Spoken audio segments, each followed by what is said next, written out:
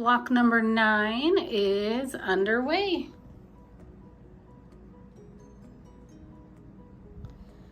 Look at this pretty fabric combo. I'm loving this raspberry next to the teal. Love, love, love it so much.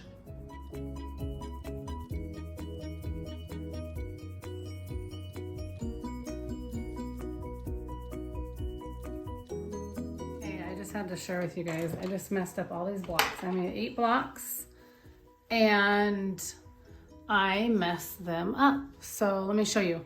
So I'm going to have to seam rip this because these 2 blocks, this triangle piece should be like this. So that you have a brown here and it's next to a brown. So the 2 points come together to the 2 brown points. So I put that block in wrong. So I actually sewed these 2 together and then these 2 and then put those 2 sections together. So I'll just, you can kind of see this is where I just sewed. So I'll just have to seam rip all those. So, yay for a nice seam ripper. This is actually one of my favorite seam rippers I've ever had. So this is a clover seam ripper.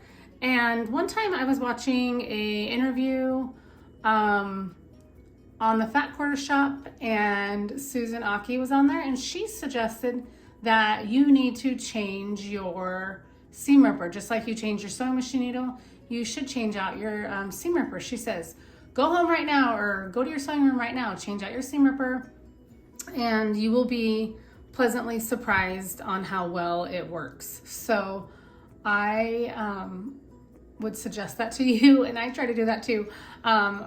Change out my seam ripper because it just works so much nicer when you have a nice fresh blade. Now, I don't know how often I do that, but I have done that and I do recommend that. So anyway, here we go, clover seam ripper. Only 8 blocks, it could be more, but here's to seam ripping 8 blocks.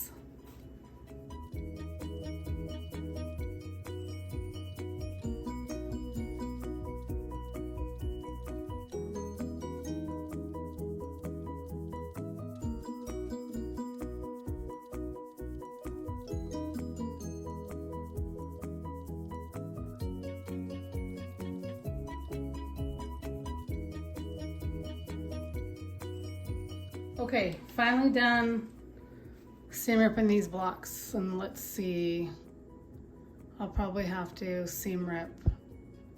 This one goes like this with the raspberry on this side and then this block has to be here and these browns have to be together. Oh my goodness, so I have to seam rip that too because there's just no way to flip it and turn it and make it right. So, you know, sometimes I get a little directionally challenged when I do these blocks. So I'm gonna have to seam rip those and flip them so that the brown is across from here. So this little corner here has to be right here in the center. So here I go, more seam ripping. Okay, so I'm back. I seam ripped all of these. And now instead of going ahead and just sewing all these, I did not want to mess up again. I did not want to seam rip again. So I'm taking one of these. This is raspberry right here across from a half square triangle. And that's what I chose. I did raspberry here. But then on this one, instead of doing this plum color, I did a teal. So you can see here that it does work and it's how it's supposed to be. So the 2 solids are kind of across from one another on the diagonal and so are these 2 brown pieces. So I'm going to go ahead and sew the rest of these together so they look like this match here and then I can assemble those blocks. So there are 8 of them and then I can go ahead and assemble the rest of the block. There are the rest of the pieces right there. So I will go ahead and share more as we go. I finally got these blocks sewed together the way they should be. So this is what they're supposed to look like and here are mine. So happy I finally got these sewn together after working with the seam ripper. And this is actually block 9. So this is moving on to block 10 once I get to that point. But block 9 right here and moving on to the next step, which is going to be making a square and a square. So I have to make 4 square and a square units per block. So I'll make 4 for one of the blocks and 4 for another, a total of 8. And I have a total of 8 of these as well. Okay, I'm almost done with block number 9, just getting ready to sew together this entire block.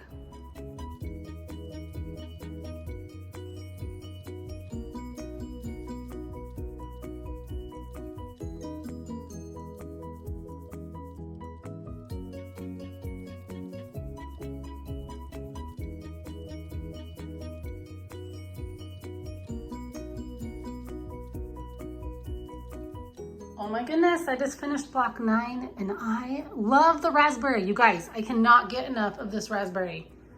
I love this fabric. I love, love, love it. I love the raspberry. I love it with the teal. What do you guys think? You'll have to let me know what you think of this color combo. I do love these blocks so much. Block number 9, I'm almost halfway done. Super exciting. Here's block number 9 in the book. And then here are my blocks. Let me know, was all that seam ripping worth it? What did you guys think?